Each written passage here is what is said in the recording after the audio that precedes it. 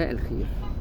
الظروف وقتها بس هي اللي حكمت على الواحد انه يتفرج على فيلم مستقل نزل مفروض في اوائل الشهر اللي فات، والستريم تقريبا من النهارده كده من 3 اسابيع تقريبا. يعني هو فيلم مستقل بيتكلم ببساطة عن قصة تكوين لشخصية دونالد ترامب.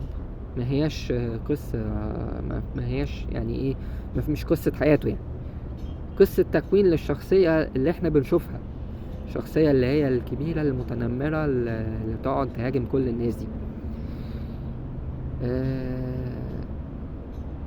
في الأول يمكن انت بتقفل شوية من الفيلم لأنه سيباستيان ستان أول ربع ساعة بتشوف واحد يعني شعر أصفر كده وضارب بوزه لقدام. يعني هو فيلم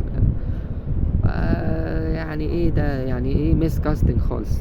بس بمرور الوقت بتكتشف بقى انه هو خد الشخصية، يعني وبتعرف انه ممكن يكون دونالد ترامب نفسه ما كانش كده، يعني هو نفسه ما كانش كده زمان.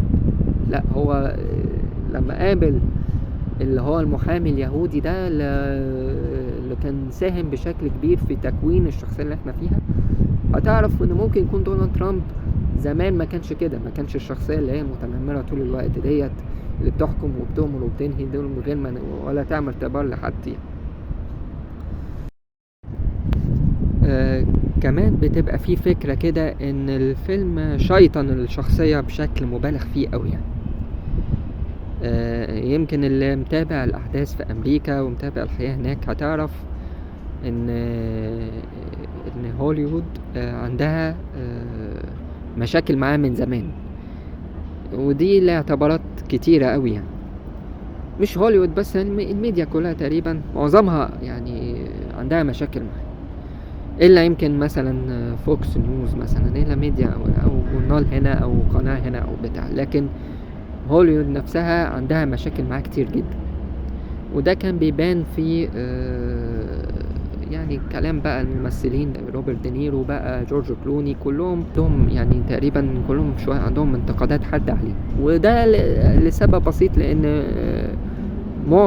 ميول معظمهم للحزب الديمقراطي. هتلاقي برضو عصر حرب العراق هتلاقي ان معظمهم برضو كان معارض لحرب العراق. يعني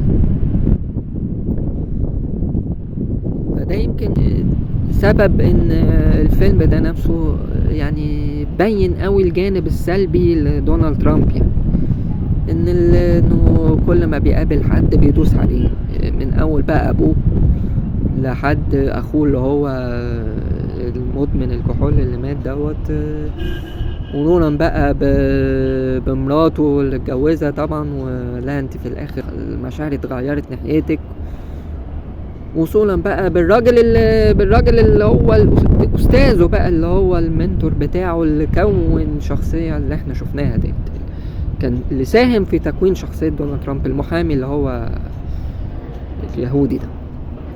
فده يمكن شيطن الراجل وابرز الجانب السلبي فيه بشكل مبالغ، مش عايز اقول مبالغ فيه لان احنا طبعا مش يعني بعاد عن الشخصية بآلاف الاميال، بس ممكن يكون صح ممكن يكون غلط، الله اعلم. يعني دي حاجة بتعتمد على نظرة هوليوود نفسها للراجل. يعني وعموما الفيلم بسيط، يعني الفيلم ما هواش لا حلو قوي ولا وحش.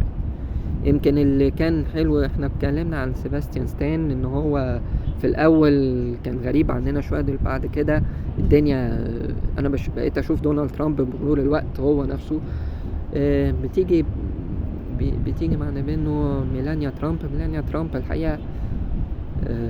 يعني لما تيجي تشوف الست وتشوف الممثلة اللي قامت بدورها ديت، ان هي ممثلة كويسة، ما نقدرش نقول مش كويسة. يمكن اللي برز اكتر هو جيريمي سترونج اللي هو في دور المحامي الكوهين دوت، اللي هو المحامي اليهودي اللي كون شخصية دونالد ترامب، برز شوية يعني قوي. يعني لكن انا شايف انه الاساس كان سيباستيان ستان.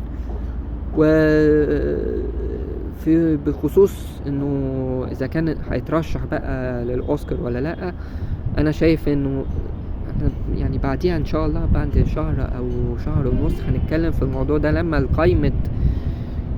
القايمة دي تنزل، قايمة المرشحين دي تنزل. هتلاقي انه ممكن يكون في اسامي اعلى منه بكتير، بس ممكن يبقى موجود في وسطيهم، مش لسبب غير ان هو بس مكايدة. يعني برضو هوليوود، برضو الناس في السينما برضو هناك مش سهلين، برضو ممكن يقوموا ناخذين دونالد ترامب كده واحدة، احنا هنرشح الراجل ده وممكن يكسبوه كمان، رغم ان هو يعني مش احسن حاجة، مش احسن في اللي موجودين. احنا زي ما قلت لحضراتكم ان القايمة دي هتنزل في شهر مثلا شهر ديسمبر، اخر شهر ديسمبر ان شاء الله هتنزل قايمة ترشيحات الجولدن جلوب. ممكن تلاقي هناك، ممكن وارد تلاقيه في وسطيهم عشان مكايدة زي ما احنا اتكلمنا في فيلم بسيط، فيلم من الافلام فيلم بسيط قوي، لا هو حلو قوي ولا وحش قوي، بسيط. طبعا في 3 مشاهد صعبين. اول مشهد فيهم صعب جدا جدا جدا، و يعني ومقرف ومقزز، فبلاقي يعني انا بنصحك في الاول، وبعد كده في مشهدين تانيين مش مقرفين برضو، بس مش بالقرف بتاع المشهد الاولاني. بس حابب يتفرج بس يعني حبيت ان انا اقدم طباع بسيط عن الفيلم. ما اعرفش يعني في تقييم، لو في تقييم يعني مش يعني تقييم متوسط يعني. شكرا واسف على ده.